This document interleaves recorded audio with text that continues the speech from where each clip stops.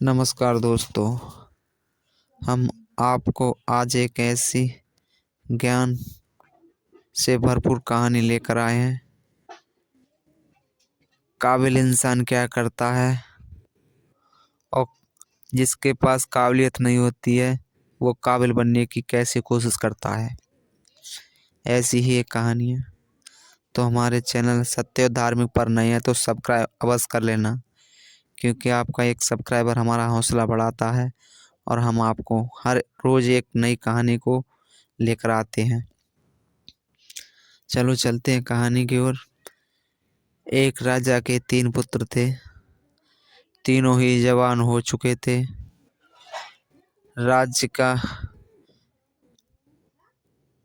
राजा को टेंशन होने लगी, चिंता होने लगी, मैं किसको अपने राज्य का उत्तराधिकारी बनाऊं।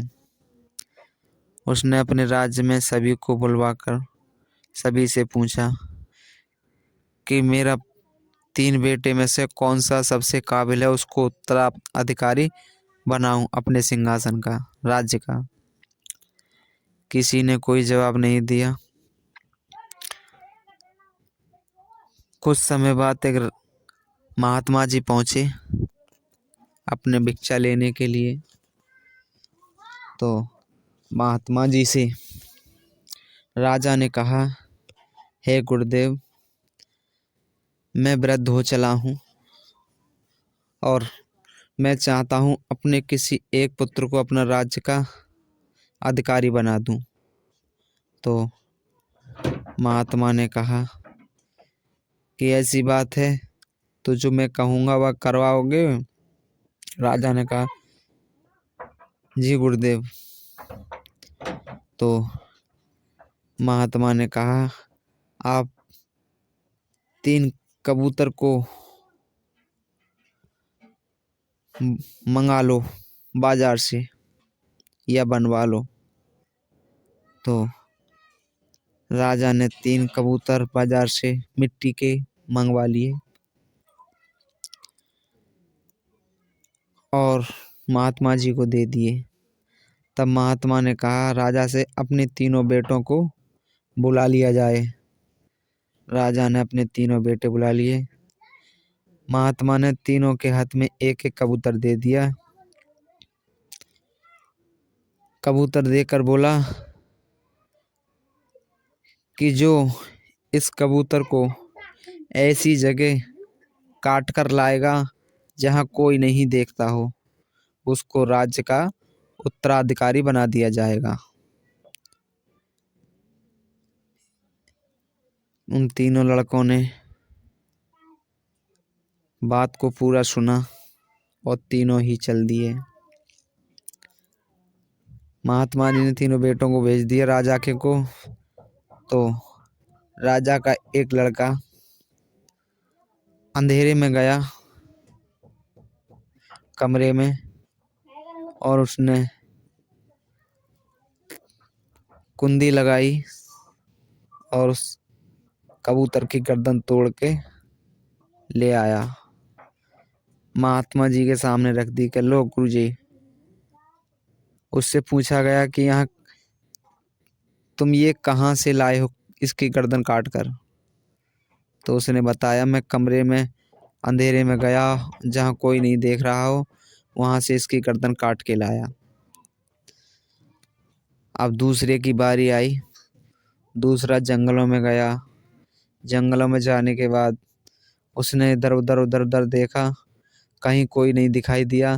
तो झुंड की ओट लेकर वह कबूतर की गर्दन काट लाया और उस महात्मा के हाथ में लाकर दे दी, ले गुरुदेव।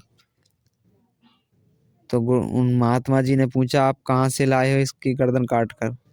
उसने बताया, मैं जंगलों में गया और कोई दिखाई नहीं दिया तो मैं झुंड की ओट लेकर और इसकी गर्दन काट लाया। अब तीसरे का नंबर आया तो तीसरे ने घर के भीतर भी जाकर देखा, तो जंगलों में भी जाकर देखा, ऐसी कोई जगह नहीं बची थी जहाँ परमात्मा का असर ना हो, परमात्मा का प्रकाश ना हो। परमात्मा का बनाया हुआ अंधेरा ना हो। तो वह कबूतर की गर्दन तोड़ के काट के नहीं लाया और महात्मा के सामने ला कर दे दी महात्मा को।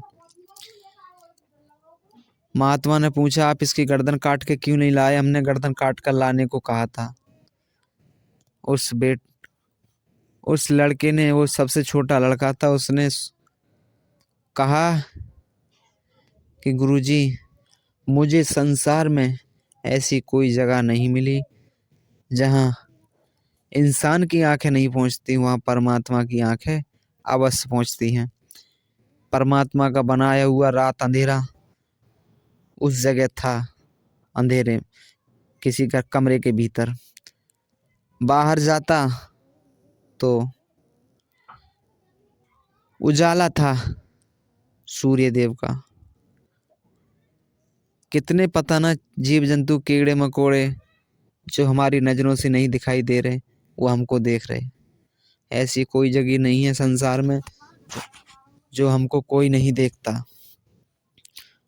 तो महात्मा ने कहा, राजन, आपका राज्य संभालने वाला, आपका उत्तराधिकारी, आपका सबसे छोटा बेटा ही होना चाहिए, क्यों संसार में ऐसी कोई जगह नहीं है जो आपको नहीं देखता हो। दोस्तों, इंसान समझ लेता है कि हमें कोई नहीं देखता, लेकिन देखने वाला परमात्मा है, वो सबको देखता है। अगर आप किसी के साथ में बुरा करते हैं तो कुछ समय के बाद आपको एहसास नहीं होगा कि हमारे साथ ये बुरा क्यों हो रहा है। उसी का दंड मिलता है जो आपने किसी दूसरे के साथ बुरा किया है। ये अब से नहीं, युगों युगों से चला आ रहा है कि करने का फल तो अवश्य मिलता है। आज नहीं तो कल फल मिलेगा जरूर। तो जिस इंसान के अंदर काबिलियत होती है, वो अपनी काबिलियत का कभी गुणगान नहीं करता है, वो करके दिखाता है। और जिस इंसान के अंदर काबिलियत नहीं होगी, वो अगर उसको कुछ करना आता होगा तो उसे बहुत बड़ा अभिमान हो जाता है कि मैं ये कर लेता हूँ, मैं वो कर लेता हूँ, मैं वो कर लेता हूँ। अगर काबिल इंसान होगा तो कभी अपने आप को